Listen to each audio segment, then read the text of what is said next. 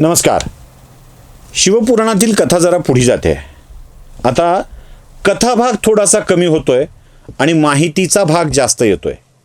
म्हणजे ब्रह्मदेवानी सृष्टीची निर्मिती कशी केली, शिवलिंग म्हणजे काय, शिवलिंगाची पूजा कशी करावी, महाशिवरात्रीची पूजा प्रारंभ कुठून झाली, लिंगाचीच पूजा का, ती कशी करावी, शिवाची पूजा कशी करावी, या सगळ्या गोष्टी आपल्याला या आता पुढच्या शिवपुराणामध्ये बघायला मिळतील. मी शिवकथांमध्ये म्हणत नाहीये. अधूनमधून एखादी प्रासंगिक कथा येत जाईल, पण पुढचा शिवपुराणातला भाग खूप महत्त्वाचा आहे. महत्त्वाचा यासाठी की याच्यामध्ये पूजा म्हणजे काय, शिवभक्ती म्हणजे नेमकं काय हे आपल्या लक्षात येणार आहे. यातला नावांचा गुंता, सर्गांचा गुंता, निर्मितीचा गुंता आपण जरा बाजूला ठेवू. कारण काय, समजून घ्यायचं असेल, कळायचं असेल तर ते अधिक सहजपणे करता आलं पाहिजे. आमची अडचण आहे, आम्हाला जे जे सांगितलंय ते अवघड वाटतं आणि अजून सोपं अजून सोपं अजून सोपं वाटतं. ही सवय कुठून आली तुम्हाला माहित आहे? ही सवय आम्हाला बाजारातल्या खाद्यपदार्थांनी दिली. म्हणजे आम्हाला प्रवासात जाताना इन्स्टंट मिक्स लागतं फूड बनवायला. भाजी बनवायची आहे, पाकिट उघडलं, टाकलं, गरम पाण्यात टाकलं, उकळून घेतलं, भाजी तयार. ताणच नाही, नको आहे ना. भाजी निवडा रे, ती कापा रे, त्याला उकडा रे, परता रे, तेलात टाका, मसाले टाका, असलं काही नको आहे आम्हाला. कारण आम्हाला काय झालंय, आईनं केलेल्या वळवटाच्या पेक्षा 2 मिनिट वाली मॅगी जरा जास्त महत्वाची वाटू लागली आहे. त्यामुळं धर्म सांगणारा हा मॅगी या प्रकारातला धर्म सांगेल तेव्हा तो आम्हाला चालतो. खरं तर कधी कधी काय होतं माहित आहे, धर्मातील बाबी सांगणाऱ्या माणसांना असं खाली खाली खाली खाली खाली यावं लागतं आणि मग तो सामान्यांना समजेल अशा स्वरूपात सांगावं लागतं. पण आपण दुर्दैवानी धर्म कळून घेताना आपल्या बुद्ध्यांकच कमी करतोय की काय असं वाटायला लागलंय. आणि तो होऊ नये यासाठी धर्माच्या मूळ संकल्पना लक्षात घेणं आवश्यक आहे.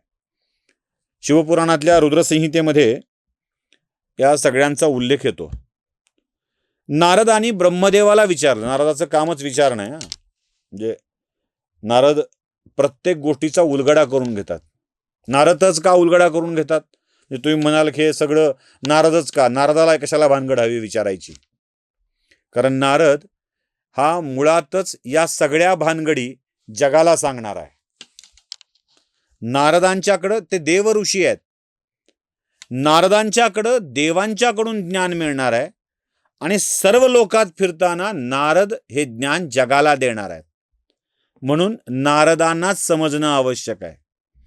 नारदांनी ब्रह्मदेवाला विचारलं, देवा तुम्ही हे जग कसं बरं निर्माण केलं? पिताच ब्रह्मदेव त्यांचे. आता बालक जेव्हा विचारताय ना तेव्हा सांगावं लागतं. तुम्हाला गंमत सांगू, देव सगळं सांगतो, विचारणारा तसा पाहिजे.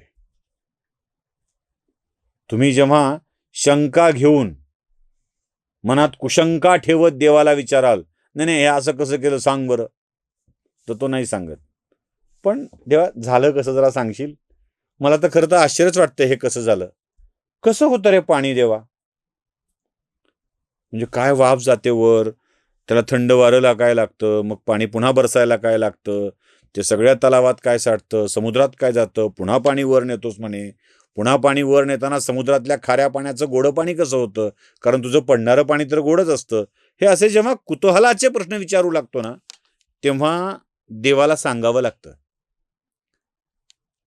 चुकले मुकले शब्द मुलांचे गोडच जनकाते, बघुनी त्यांच्या बालिश लीला मनी हर्ष दाटे. उगाच म्हणत नाहीत. नारदानी आपल्या पित्याला ब्रह्मदेवाला विचारलं, पिताजी या सृष्टीची निर्मिती कशी झाली असेल जरा सांगाल? काय केलंय तुम्ही नेमकं? ब्रह्मदेवाने सांगितलं, अरे मी कुठं काय केलंय? म्हणजे मग लोक तर म्हणतात तुम्ही निर्माण केलंय. हो, लोक म्हणतात निर्माण केलंय, पण मी कुठे काय केलंय? बघा, सगळ्या सृष्टीला निर्माण करणारे ब्रह्मदेव म्हणतायत मी कुठे काय केलंय.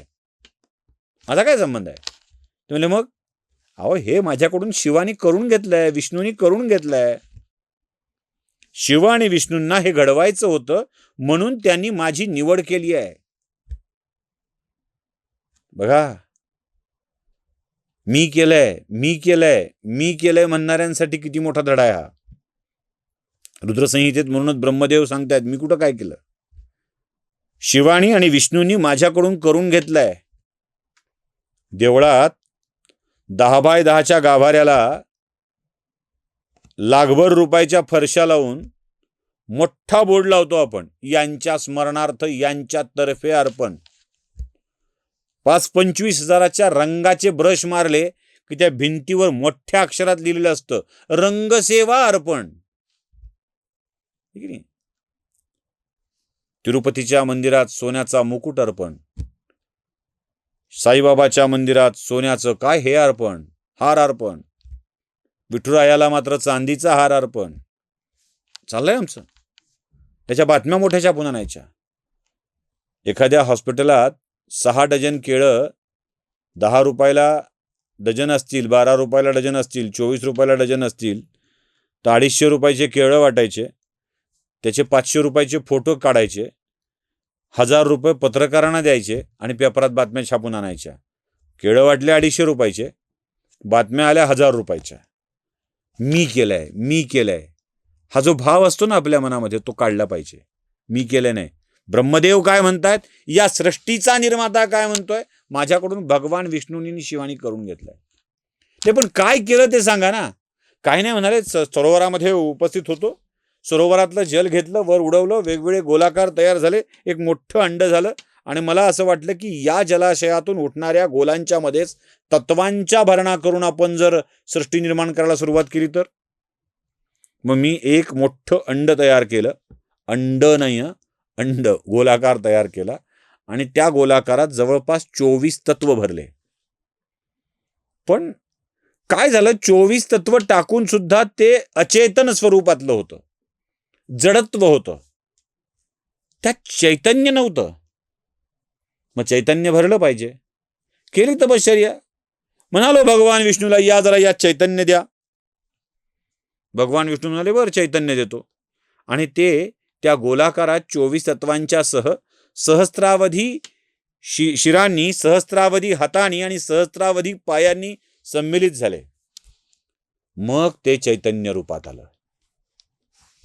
देव आल्याशिवाय चैतन्य नसतं, चेतनता नसते, ते जडरूप आहे, हे आमच्या लक्षात यायला हवं. आमच्या डोक्यात ते येत नाही. हे मी केलंय, हे मी ती केलंय, मी इतका मोठा आहे, मी तितका मोठा आहे. अरे तू कोण आहेस, तू कोण आहेस. एकदा त्यातला देव, प्राण, चेतनता, चैतन्य, सजीवत्व निघून गेला ना, तुला लोक बॉडी म्हणतात, तुला लोक बॉडी म्हणतात, बॉडी. मग ती बॉडी जास्त वेळ ठेवली ना की वास सोडते, घाण होते.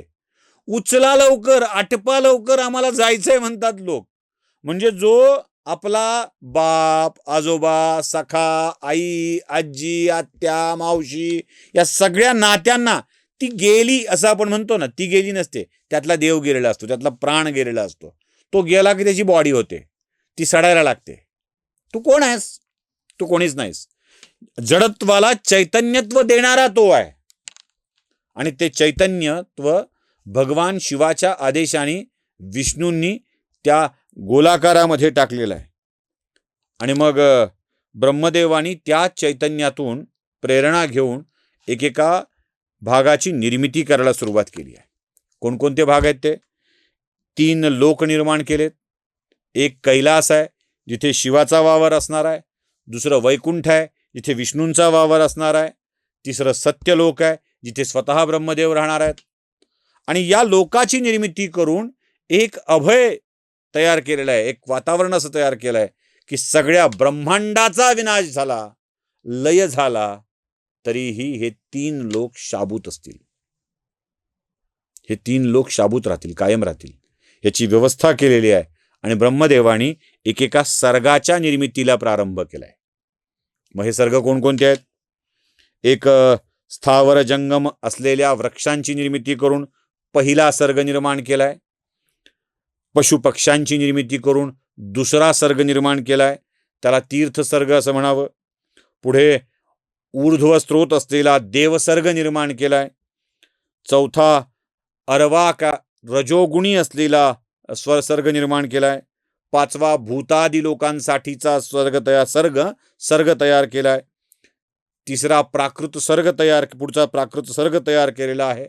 एक कौमार सर्ग आहे, जो त्यात कौमार सर्गामध्ये सनक आणि सनंदन अशासारख्या ऋषिकुमारांची निर्मिती केली आहे. आणि प्रत्यक्ष शिव अर्धनारी रूपामध्ये प्रगटून आता या विश्वाला आकार देण्यासाठी विद्यमान झालेले आहेत. ब्रह्मदेवांच्या या सृष्टीनिर्मितीनंतर पुढे ब्रह्मदेवांचं आता प्रजानिर्मितीचं कार्य चालू झालेलं आहे. नमस्कार.